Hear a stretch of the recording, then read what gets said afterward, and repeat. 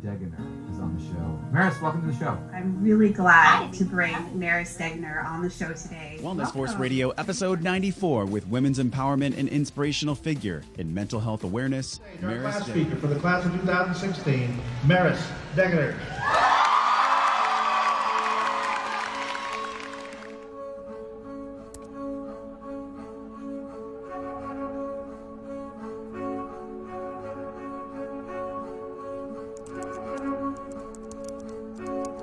Forgiveness is a gift. It's not something that comes to us naturally. It's something we must grace upon ourselves should we want to continue to grow. Forgiveness is a gift that I've withheld from myself for so long because I felt like I had committed sins I could never repent. And I know this is ridiculous because every day I preach that mental illness isn't something we can control, it's only something we can live through. Every day I strive to prove to the world that the things we're handed only serve to make us more compassionate, more understanding, more relatable. And yet, this guilt has hung on to my fibers in a way I just can't shake.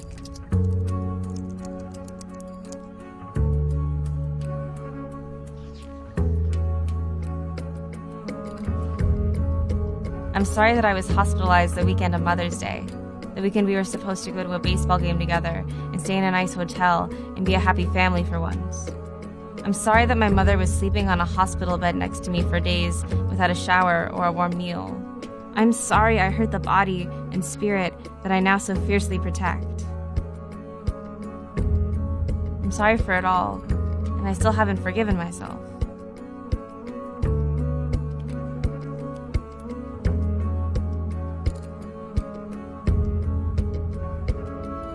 I have accepted who I am. I have accepted where I've come from. Now it's time to forgive.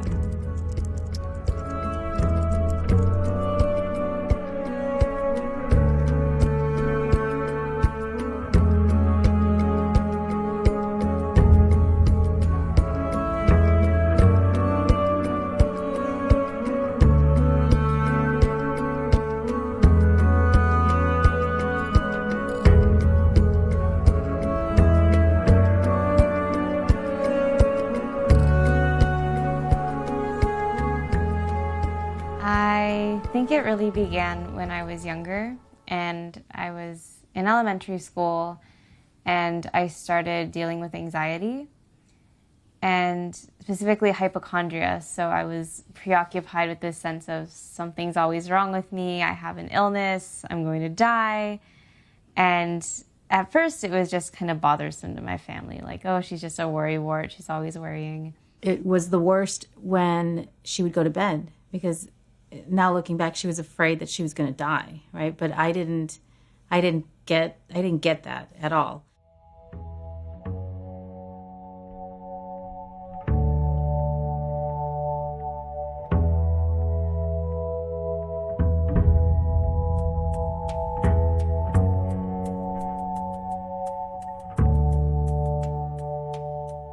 And then as I got older, it started kind of manifesting itself as panic attacks and not wanting to leave the house and really isolating myself. And over time, it just kind of got worse.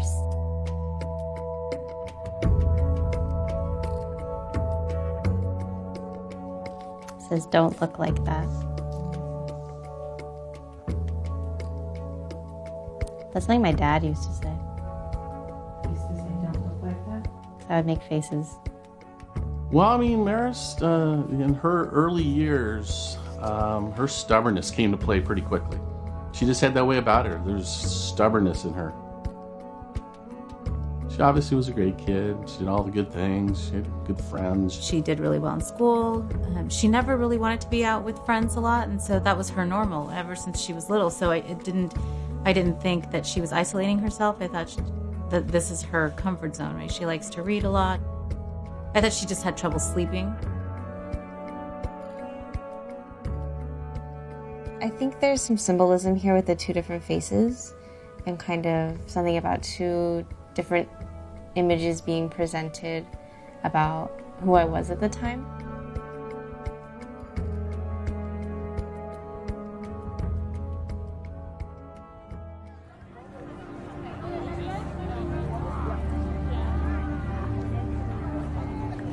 This is where you get caught up in living in the community that you live in. I think Clayton's a great community, but it's an environment where you're always constantly trying to one-up, and my kid is smart and talented and is athletic, and because everywhere that we went, one of the first questions that people would ask Maris is, what sports do you play? What sport are you in? I would be like, well, she writes, or she's really talented, artist, and they just kind of looked at you like, okay, that's not how we measure success in our kids.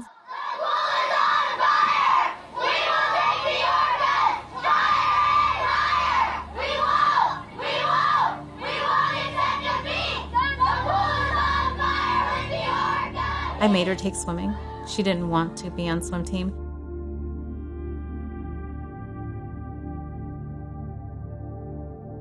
And she had an anxiety attack halfway down the pool. I can't imagine how humiliating that was for her because everyone's watching. And she was hyperventilating, crying hysterically. And I think that's when it really hit me that it was bigger than I thought. And so even at that moment, I didn't think it was something that she needed help with, right? I thought we'd just work through it. My parents didn't understand what was going on, and they'd say I was being manipulative or I was just panicking for no reason, which is kind of the point. Just park at Art's house and walk. I think Maris and I probably should have had some more counseling together to talk through the scenarios and what happened. She made a comment that I felt that she just wanted attention. And I'm like, no, not at all. I don't think that at all. He kind of just ignored that everything was going on. Not in that he ignored me, but I think he tried to avoid the fact that there was a greater issue. And he went and bought a car and tried to just live a normal life while this was going on, because I think that was easiest for him. My dad probably kind of struggled with the fact that he couldn't just fix me and he didn't have a way to just fix everything. We were never a good family when it came to sitting down and eating meals together, which is something that I really regret. We always did our own thing, but she would at least eat out with us, and then it changed. She ate her meals in her room. What does that say there? Tie tightly. I have no idea what that means. Is she crying? Maybe.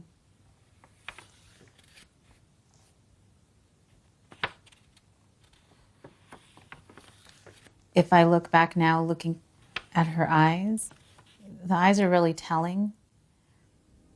And, they lose their sparkle.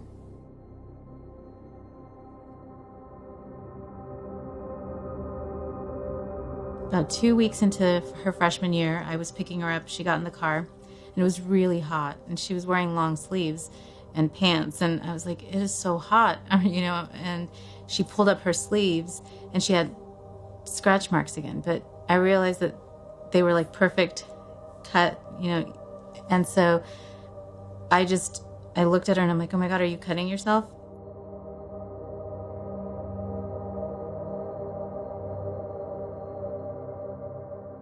I started going through her room. I told myself I was cleaning her room, but that's not what I was doing. And I found Tupperware containers with vomit in them.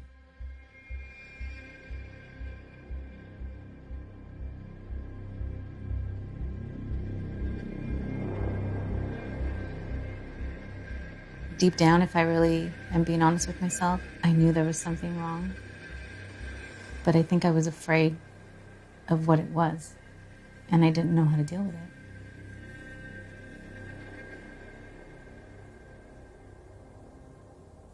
I wish I could go back and change that, because maybe she wouldn't have suffered so much.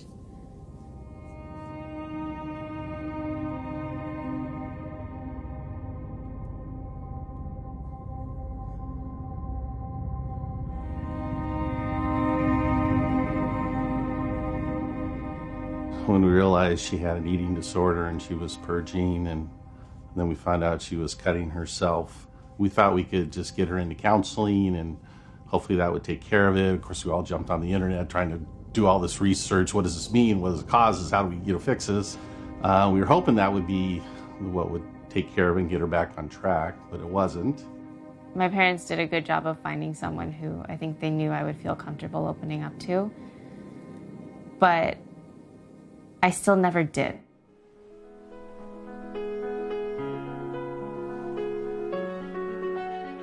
People still remember the time I was missing. One day I was there, the next I was gone. When I think about anorexia, I think about paper light ballerinas on their toes. I think about girls on scales and girls in mirrors and girls with measuring tape, like seamstresses of their own bodies. I don't think of me. But the thing about mental illnesses is that they don't discriminate. They find your cracks and they fill them in with cement, slowly hardening you until you can't recognize your own foundation. They make you cold and solid and simultaneously unbreakable and terrifyingly fragile.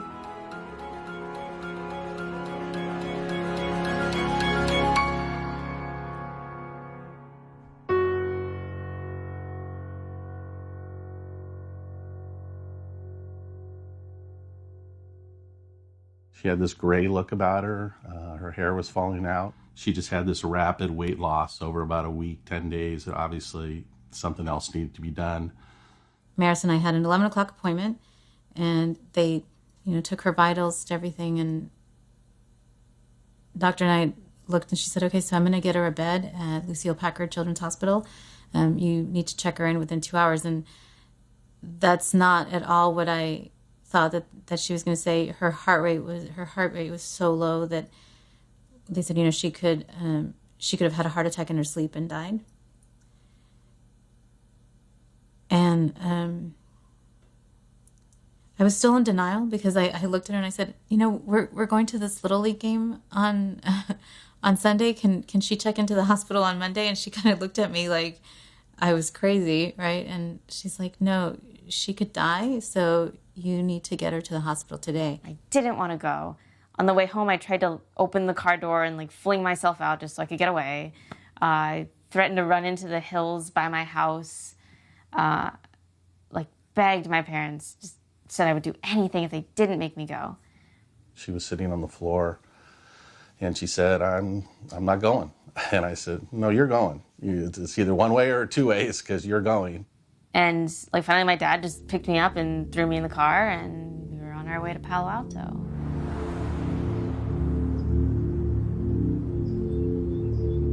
The hospital was probably the hardest part. 10 days straight, 2 weeks straight. I didn't leave the hospital at all.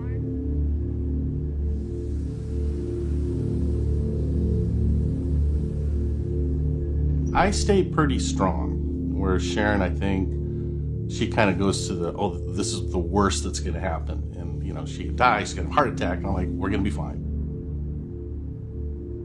There were a handful of times where one parent came and stayed a night, but I was the only one that stayed the whole time. For me, I had to be there. There was no other choice.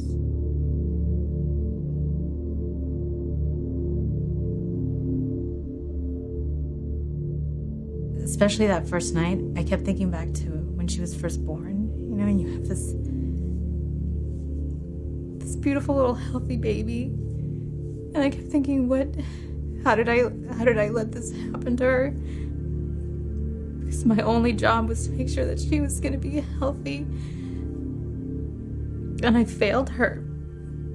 And so I had so much guilt, laying there holding her like that and having her crying and begging me to take her home, telling me that if I loved her, I would just take her home.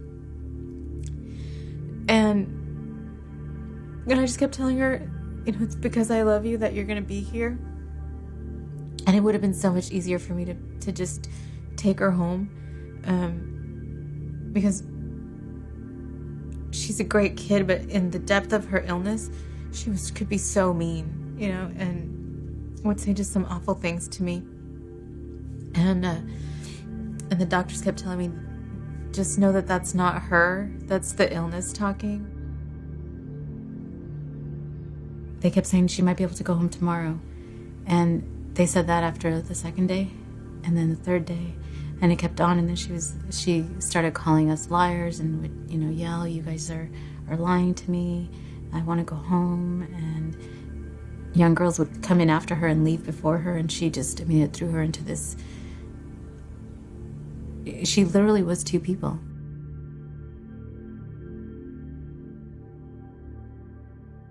They don't tell you a whole lot about the process of being in that hospital, because there's this whole different world in there, because everybody has these different disordered tics, and it's almost like everybody's competing to be the most disordered person, because you're in this hospital where they're trying to take away the one thing that gives you a sense of control, and you almost want to prove that they're not doing it. Or I think what we're exposed to a lot is the media gives women a false sense of what they should look like, so that can lead to them thinking, oh, well, I can use my food to get there. For me, it was just food's something I can control, and I feel out of control in my life. And so if I can control my food, then maybe I'll be in control of everything.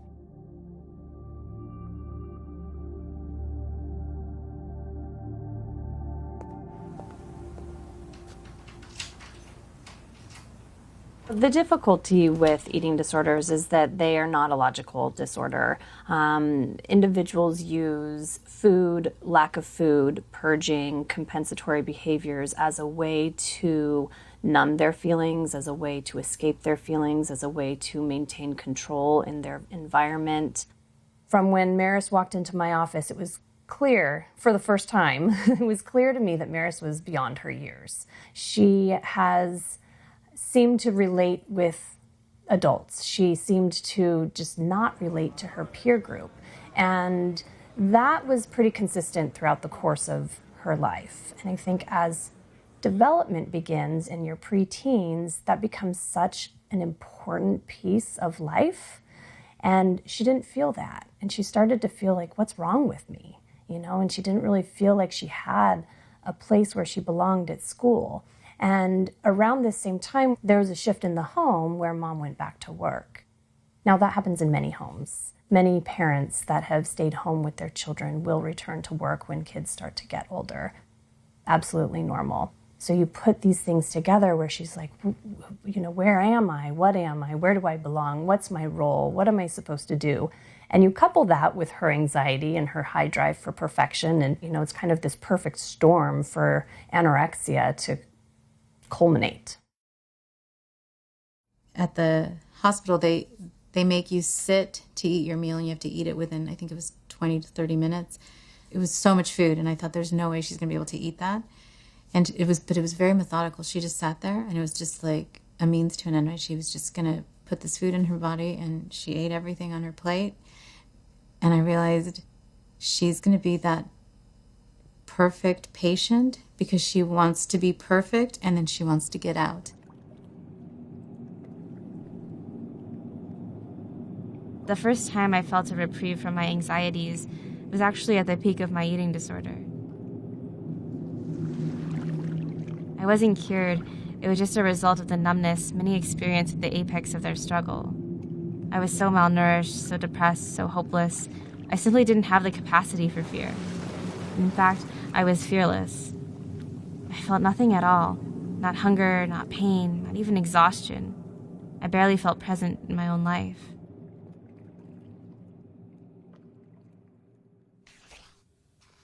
This is my sketchbook that I had from the time right before I went into the hospital, during the hospital, and then right after I got out of the hospital. She would come to therapy, and she was very consistent, but we weren't gaining momentum in the deeper work of recovery because it was so hard for her to be raw. I got home and I wanted to get better really fast so that people would ignore me again and I could do what I wanted. When they allowed us to go home, the doctor was, she was very clear. She said, she asked me, she said, do you think it's going to be easy when you take her home? And I said, no, it's going to be really hard. And she said, it's going to be harder than you think.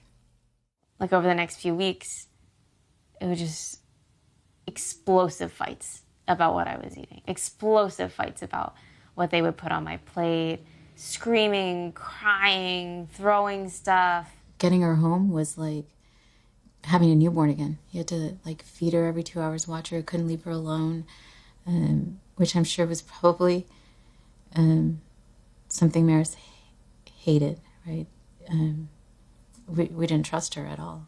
I think we're the classic family, like, we're not talking about this. This is family stuff. Nobody's going to know about this.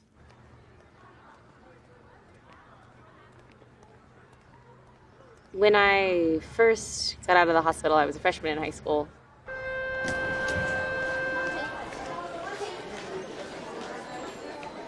It was a small town. We didn't talk about mental illness in school or anything. And I was really afraid of being made fun of.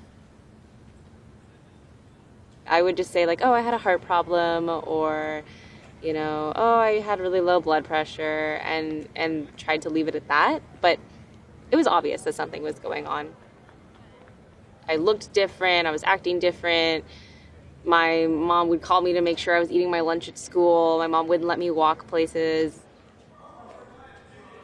I remember this one kid in homeroom literally picking up his chair and moving across the room because he didn't want to be next to a sick person. It led to me not being totally honest about it for a long time. And so it was like this constant mental battle where it was like, on one hand, I want to go back to controlling everything I'm doing, and I want to feel that sense of control again. And on the other hand, it was like, but I am terrified of going back to that place.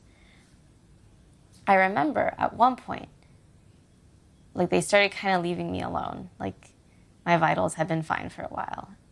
And I was alone. I was like, I'm going to try to do a push-up. And I like couldn't. And I was like, well, I'll try to do like a push-up like on my knees. I couldn't. And like I just remember like at that moment realizing like, okay, I've really done something to my body. And that was a really sickening feeling. And so it was at that point that I really wanted to find what healthy meant to me and find a way where I could be in control in a different way and in a way that was conducive to well-being. We asked about yoga, and the doctor was like, absolutely, yoga will be good for her because it's just stretching.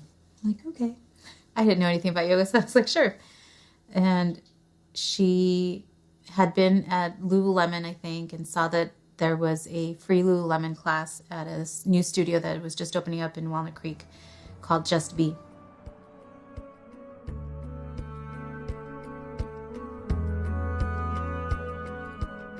The hospital kept me alive, I won't deny that, but only in my body.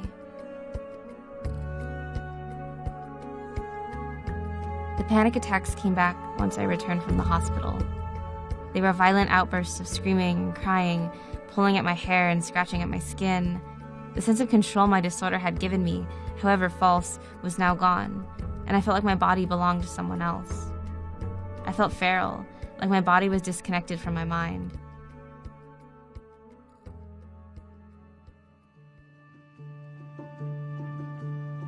And then I found Just Be.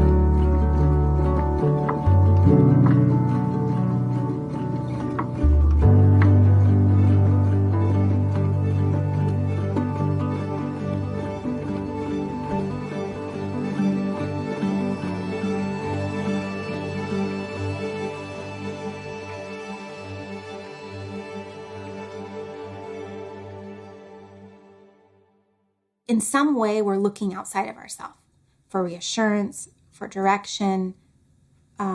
There's criticism, there's judgment, there's this tape that's playing in our mind that like we're not enough, we're not good enough, we're not in control, or we're not, whatever it is that's showing up. When I'm caught up in what I think others want from me, how I can show up for them, if I'm in a place of fear or scarcity or worry, then the depression sets in, then the panic attacks set in.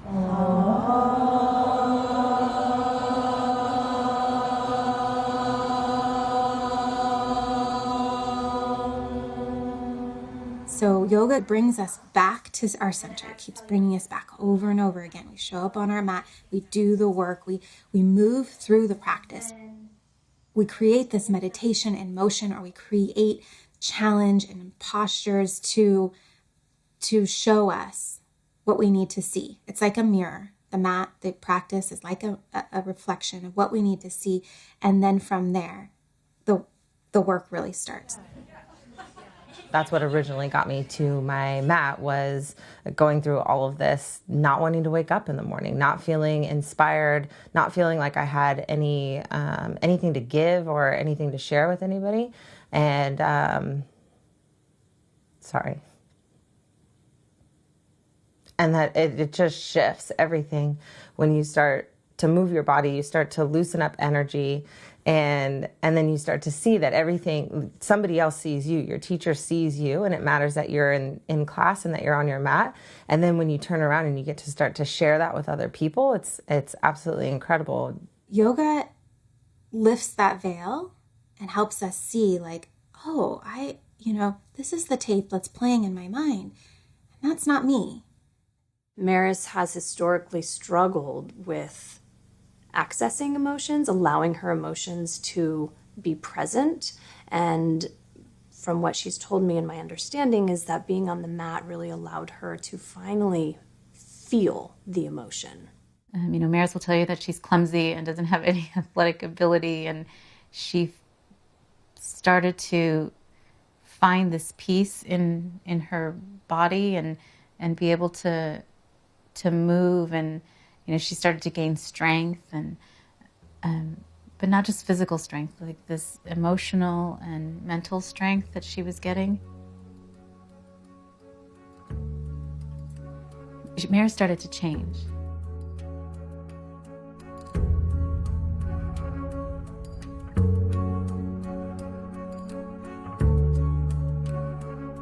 I remember for the weeks before, up until like the day before, I was not sure if I was going to be able to do it.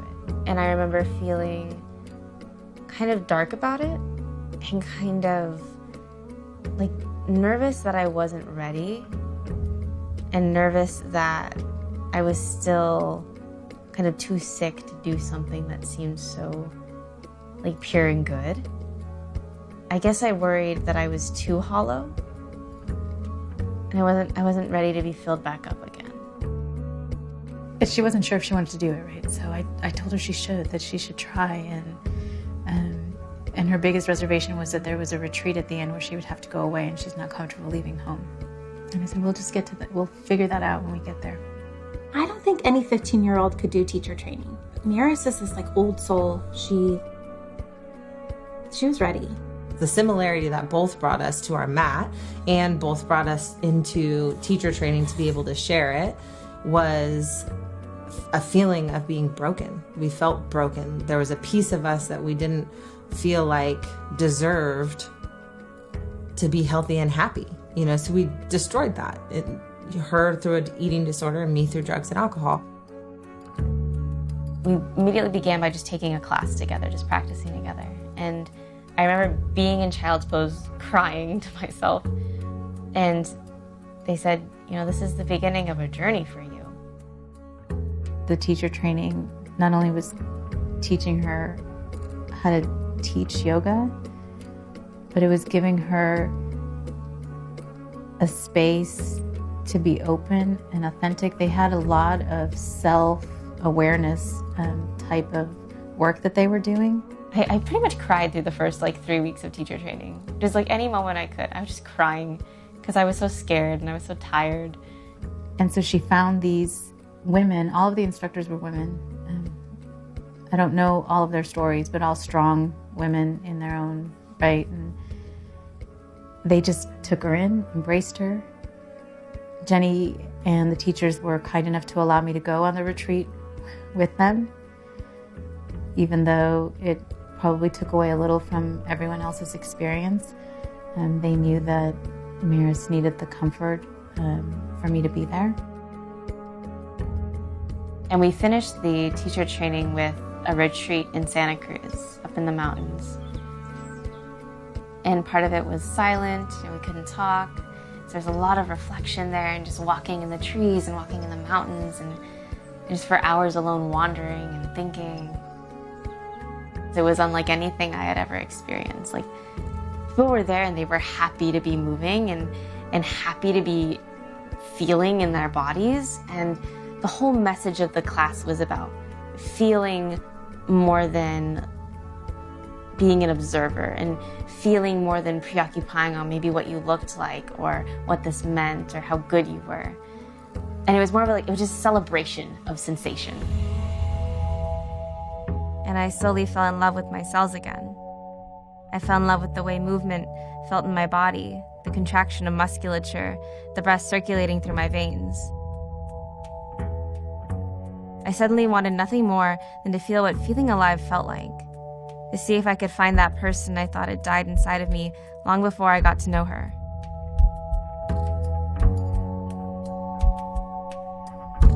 I was 15, and I was born.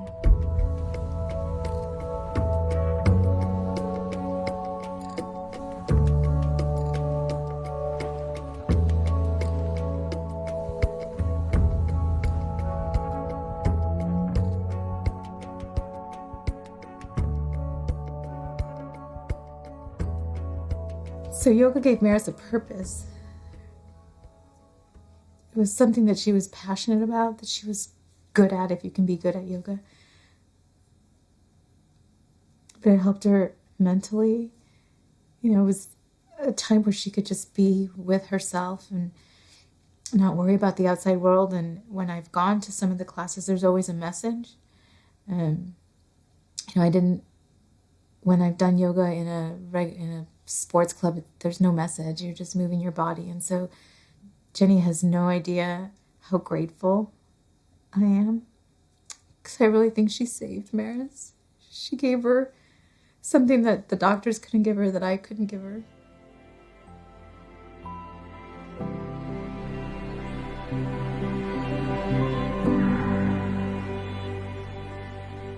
I love teaching.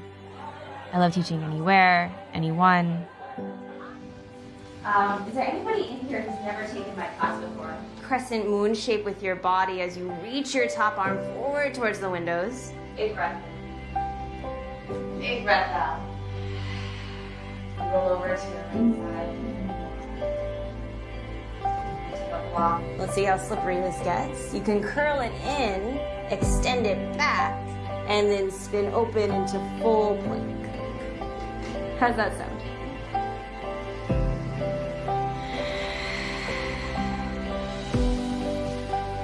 Breathe in, reach towards the windows. Breathe out, plant your hands, step it back, and lower slow. Reach up and then pull your palms together to your heart. Press them together first, find that intention, and then exhale, take a twist towards the door you came. Good.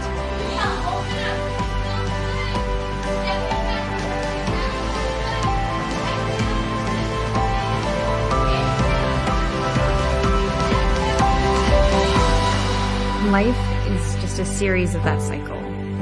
Over and over and over again, we're faced with weird, hard things.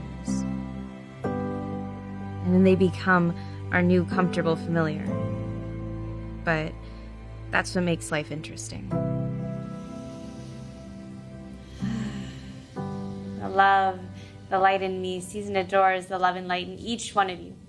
Thank you for sharing this practice in all of its weirdness with me. Have a great rest of your Thursday. Namaste. That summer where I first started teaching, I realized I had a lot to say, and I kind of wanted to write it down somewhere. I was like, I'm going to make a blog. I'm just going to make a website and throw all my writing up on it.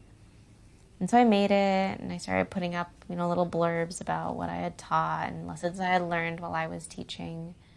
Nobody really read it. It was like my mom, and she would share with some of her friends. And then one of my teachers who had done my teacher training, she stopped me and she was like, I've been reading what you've been writing, and it's good. I can tell it comes from your heart. But sometimes I feel like you're afraid to say what you're really thinking. I said I'd been reading her blog and that I liked it, but it was just another perfect girl showing this facade, this mask of perfection. And by that time, teacher training was over, and so I knew that there was so much more to Maris. I could identify with her. I had a eating disorder in college. My mom told me 8 million different ways, how beautiful and perfect I was the way that I was, and it still happened. It still happened. It was a way to control an uncontrollable situation. My mom had terminal cancer. If that was going to go down, everything else was going to be perfect, I was going to be perfect and not make any waves. Really what connects us all is what our struggles are. And she looked at me and she said, you have to talk about the shit you don't want to talk about. That's important. And it just hit me. I was like, yeah, I do. We're only sick as the secrets that we keep.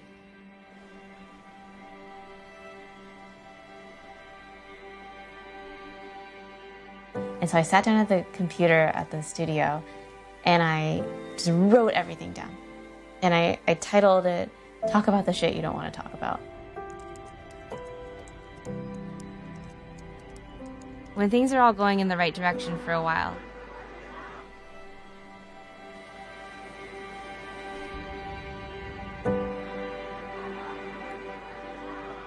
you forget the things that have gone wrong.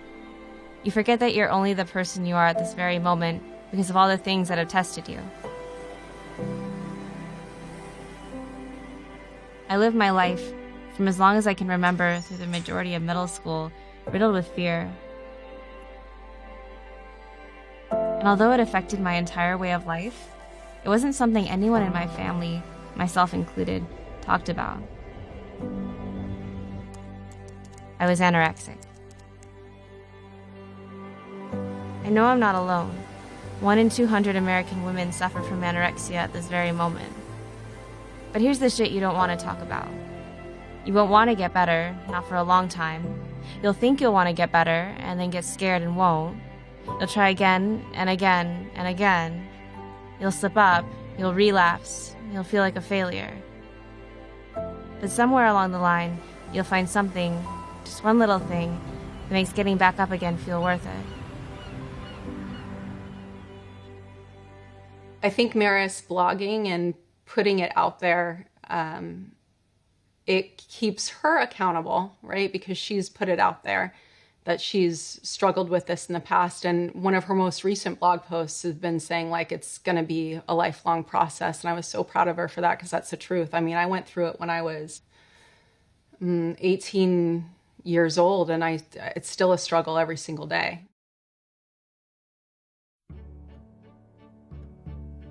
Didn't feel real until the day it was actually published, and I pulled up CNN and there was a picture of me and it had a headline about anorexia and yoga, and I was like, oh, people are gonna read this, people are gonna know who I am. It was the first time for a lot of people knowing what I went through, and that was scary in a way, but it was also very empowering not have to hide from anybody anymore. All of a sudden I got all these letters and messages and emails and from people who had read it and connected with it, and people who wanted to know more, and people who wanted to know more about who I was. I was diagnosed with an eating disorder, and I reached out to Maris knowing her story, and she became my mentor, where she would FaceTime me every week and she would give me little homework assignments for self-love, and we still do that. She was one of the only people I felt like understood me when I talked to her from a depression and anxiety standpoint. Like, she had been there and she was there, and so she was like my number one supporter during that time when I didn't feel comfortable talking to anyone else. I really think it was the publication of that article that just made me feel like I was worthy of being heard. And I really saw the power in talking about the things that you don't want to talk about, like the ugly stuff, like the gritty stuff, the stuff that makes you uncomfortable and the stuff that you're afraid will make people look at you differently. Like, that's the valuable stuff. That's the things that will make people listen. It just gave me a new sense of purpose, I think. And so from there, I spent the rest of my senior year just like feeling like I could do anything, like I could say yes. And instead of trying to be as small as possible, I feel like I was trying to be as big as possible, and it was just a complete shift in the way I was approaching life. So we're making I am statements. They're declarations about who you are. So we've seen some say they're like, I am awesome, I am brave, I am beautiful. And so I'll give you a blank card. You start thinking about what you want to write. You write I am and something that's unique to you. And every time you'll read it, it'll be like a reminder to yourself of how awesome you are.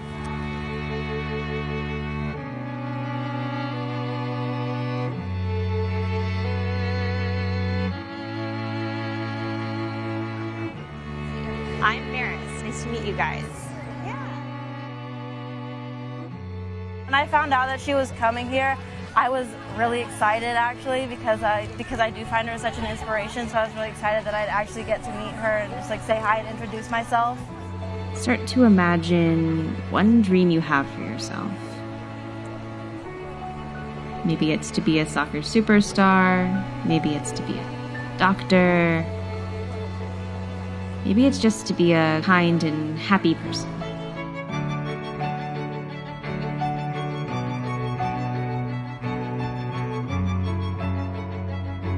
You're going to look at your partner and you're going to say that fear as though you're saying it to them. So if my biggest fear is that I'm a failure, I'm going to look at my partner and say, you're a failure. Yeah.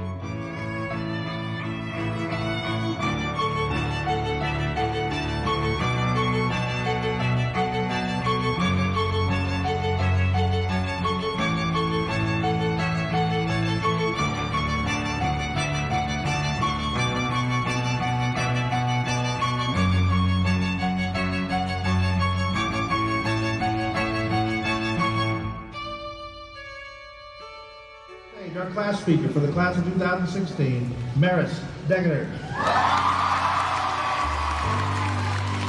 At one time or another, we've all felt out of place. We've all felt lost, confused, and misdirected. We have all felt like we have nowhere to go. But today, we have seen that it is up to us to create that space where we belong. It is not something to be discovered, it is something to be created. Something we can only construct once we shed ourselves of the fear that there is no one and no place to accept us. As we get ready to go off into the world for the first time, we aren't doing it to find anything that isn't already inside of us. Like many other students, when I began to realize that my time in high school was running out, I felt an immense pressure to pick a college that would be my new home. With every college acceptance letter, I felt not excitement, but a growing pressure to pick the perfect home for me. I was absolutely terrified that I wouldn't find a community that would welcome me into my new home. And I was afraid of leaving my hometown and never feeling at home again. Clayton Valley, we may be leaving the nest for the first time, stepping into the world for the first time, but we are not leaving home. No, we're supposed to look around and discover the place where we belong. We are not supposed to fear finding our community. We are not supposed to fear feeling homesick for the rest of our lives. We're supposed to be the unifier who creates that community. We're supposed to be the ones who welcome in others. We're supposed to be the ones who make anywhere feel like home. We're supposed to be the creators, the advocates, the leaders. Clayton Valley, the world is your home.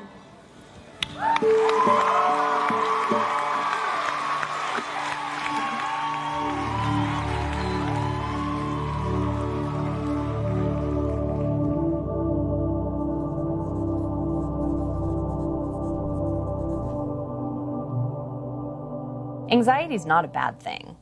Anxiety, a healthy level of anxiety, allows us to actually produce. Maris was predisposed to anxiety. She biologically was built with an anxious temperament. had her mom not returned to work, Maris may have experienced the manifestation of her eating disorder when she went away to college, which is another very significant time for individuals to get eating disorders, is big life transitions.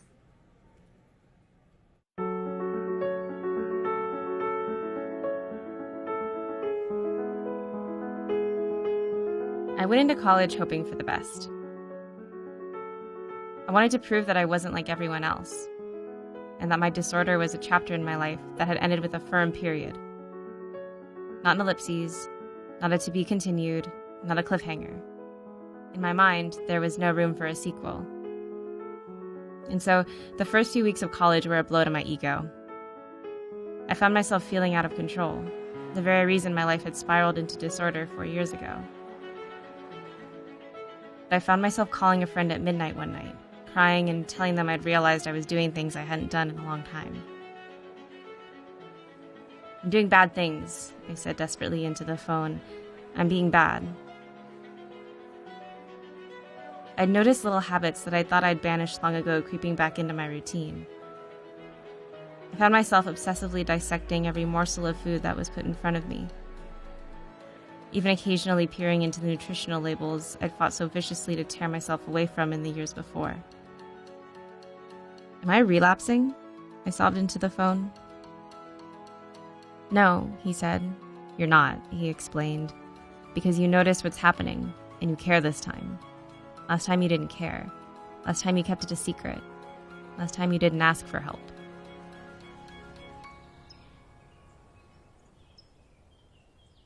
Being aware of it means that you can do something about it, and there's a certain kind of awareness around it that makes it more likely it won't go all the way downhill. But like watching it is like watching an enemy walk back into the room. Like, you know what they're capable of.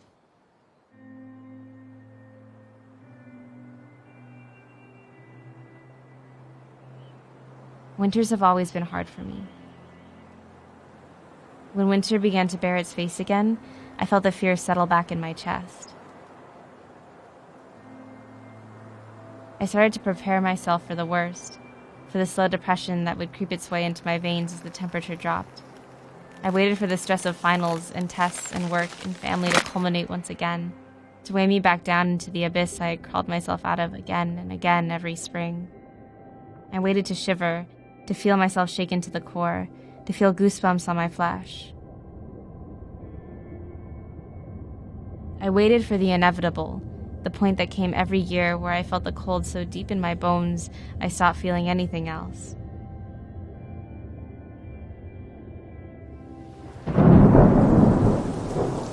The rain came, then the frost.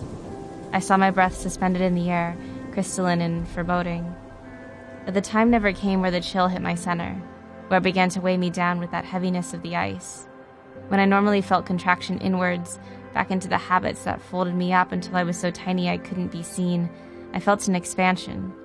I felt a heat inside of me, something driving me forwards, keeping me from taking 2 steps back this year. I had taken my own son into the winter.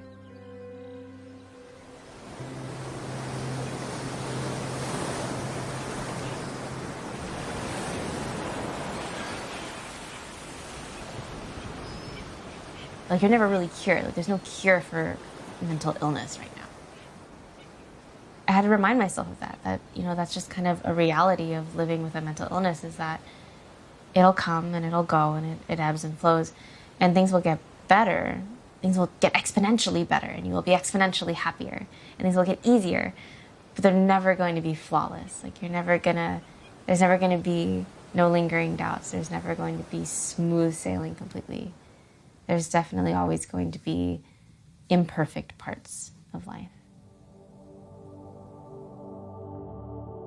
Can you be fully recovered? I think it's really important for all individuals to understand that their recovery is going to look unique to anybody else's. To find a balanced relationship with food, that's the ultimate goal. But along with that goes finding balanced relationships in life. Before I met you, I don't think there was any semblance of spontaneity in my life. No. Like, it was like I did the same thing every day, and I did it the exact same way, and like this was how I did it. And I filled every little nook and cranny with work so that it would always be structured. And then I met you, and you were like, well, let's just do it this way. And I started to roll with it, and it was pretty fun. You're Renaissance Stare painting right again. at the camera. She fixed me, and I fixed her. I agree with that. Yeah. I wanted to look that way. Fine, I'll look Okay, this fine, way. then I'll look this way.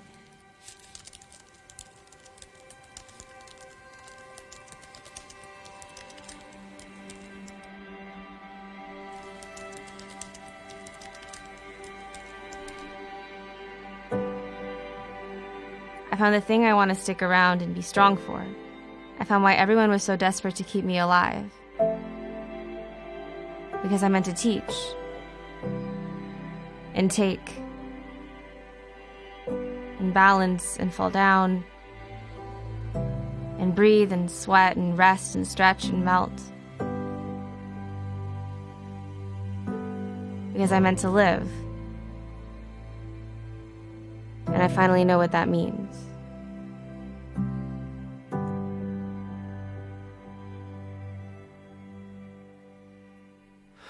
You are a promise. You are a song, smooth like a waterfall, a sea in the calm. You are the summer. You are the sun. You are the desert plain where the wild horses run. I want you to know you are the first thought. I want you to know the grace you're made of. I want you to feel that you're mine, dear. Whoa, whoa. I want you to know.